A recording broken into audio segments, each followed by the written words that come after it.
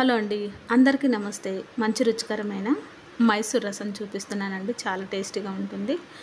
దీనికి కావాల్సినవి ముందుగా కళాయి వేడి చేసుకొని ఒక అర స్పూను మినపప్పు, అర స్పూను శనగపప్పు, అర స్పూను కంటే కొంచెం తక్కువగా మెంతులు, కొన్ని ధనియాలు, అర స్పూను ధనియాలు, ఎండుమిర్చి కొన్ని ఒక 4 వేసుకుంటే సరిపోతుంది, అర స్పూను జీలకర్ర. ఇవన్నీ కొంచెం మనం పొడిగా తయారు చేసుకోవడానికి వేయించుకోవాలి. ఈ పొడి ఈ రసానికి మంచి రుచిని ఇస్తుంది. మనం దీంట్లోనే పచ్చి కొబ్బరి వేసుకొని ఇష్టమైతే వేయించుకోవచ్చు, లేదంటే ఇది కొంచెం చల్లారిన తర్వాత మనం మిక్సీ పట్టేటప్పుడే ఒక 4-5 ముక్కలు పచ్చి కొబ్బరి వేసుకొని అలాగే కొద్దిగా కరివేపాకు వేసుకోవాలి. ఈ కరివేపాకు వేసిన తర్వాత మనం మెత్తగా పొడి చేసుకోవాలి. ఇది పొడి చేసి పక్కన పెట్టేసుకోండి. ఈలోపు మరొక బౌల్ మనం స్టవ్ మీద పెట్టి చిన్న నిమ్మకాయ సైజ్ అంత చింతపండు రసం, అలాగే దీంట్లో 3 కప్పులు నీళ్లు వేసుకోండి.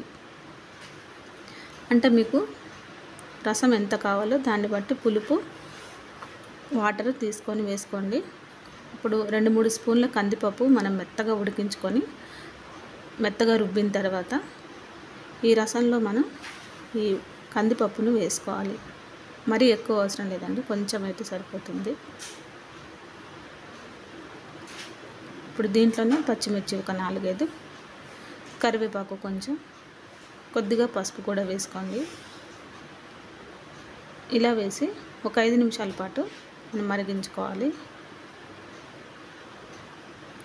సరిపడంత అర స్పూను మిరియాల పొడి, సరిపడంత ఉప్పు, ఇవన్నీ వేసి కొంచెం చిన్న ముక్క బెల్లం. ఇది మీకు ఇష్టమైతే వేసుకోవచ్చు, తీపి ఇష్టం లేని వాళ్ళు వేసుకోకపోయినా పర్వాలేదు. ఇవన్నీ స్టవ్ పైన పెట్టి మీడియం ఫ్లేమ్లో ఒక 5 నిమిషాల పాటు మరగనివ్వండి.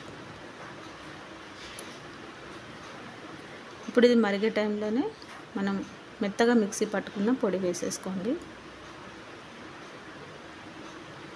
ఈలోపు మీరు ఒక 4-5 టమాటాలు, ఒక 3 కానీ 4 కానీ, చిన్నవైతే 4, పెద్దవైతే 2 టమాటాలు మెత్తగా మిక్సీ పట్టుకొని టమాటా ప్యూరీని రెడీగా పెట్టుకోవాలి. ఇది మరుగుతున్న టైంలోనే ఈ టమాటా ప్యూరీ కూడా వేసుకోండి. ఇది వేసిన తర్వాత ఒక 2 నిమిషాల పాటు కొంచెం పచ్చివాసన పోయేంత వరకు మరిగించుకుంటే సరిపోతుంది.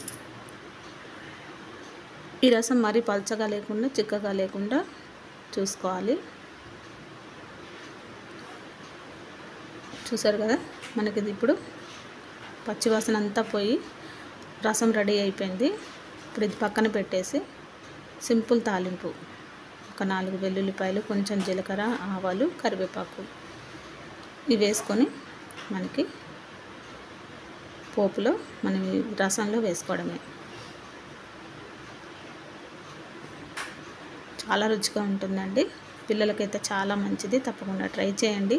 చివరిగా కొత్తిమీర వేసుకుంటే మనకి ఇది రెడీ అయిపోయినట్టే. ఇప్పుడు ఎండాకాలం కాబట్టి మనం ఎక్కువగా రసము, పప్పుచారు, కొంచెం పల్చగా ఉన్నవి రైస్లోకి తినాలనిపిస్తుంది. అప్పుడు మీరు ఇది ఒకసారి ట్రై చేయండి. నచ్చినట్లయితే లైక్ చేయండి, షేర్ చేయండి, సబ్స్క్రైబ్ చేయండి. అందరికీ వెరీ థ్యాంక్ యూ అండి.